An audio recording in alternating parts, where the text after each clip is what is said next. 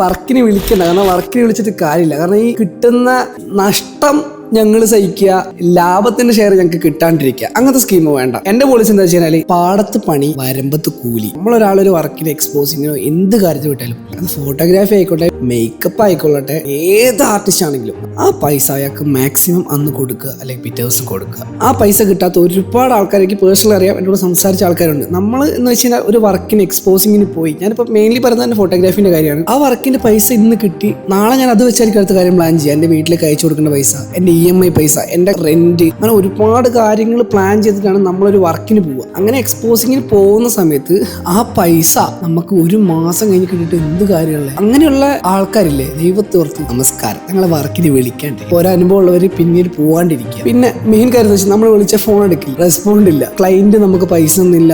ഇതേ ആൾക്കാർ ക്ലയന്റിന്റെ അടുത്ത് നിന്ന് ലാഭം കിട്ടുമ്പോൾ ആ ലാഭം നമുക്ക് ഷെയർ ചെയ്യുന്നുണ്ടോ? നമുക്ക് കിട്ടുന്നതാ അവർ നഷ്ടം എന്ന് വെച്ച് കഴിഞ്ഞാൽ അവർ പൈസ കൊടുത്തിട്ടില്ല. അവർ പൈസ കൊടുത്തില്ലെങ്കിൽ അത് നമ്മൾ സഹിക്കണം, അതിന്റെ ആവശ്യമില്ല. നമ്മളിപ്പോൾ ഒരാളെ വർക്കിന് വിടുവാണെങ്കിൽ നമുക്ക് പൈസ കിട്ടിയില്ലെന്നല്ല, നമ്മൾ വിട്ട ആൾക്ക് നമ്മൾ പൈസ കൊടുക്കാൻ 100% ഉത്തരവാദിത്തമുള്ള ആളാണ്. നിങ്ങൾക്ക് ആർക്കെങ്കിലും ഇങ്ങനത്തെ എന്തെങ്കിലും അനുഭവങ്ങൾ ഉണ്ടെങ്കിൽ ദയവായി കമന്റ് ചെയ്യുക. പിന്നെ ഈ വീഡിയോയും ജീവിച്ചിരിക്കുന്നവരും മരിച്ചവരുമായി യാതൊരു ബന്ധവുമില്ല. ബൈ.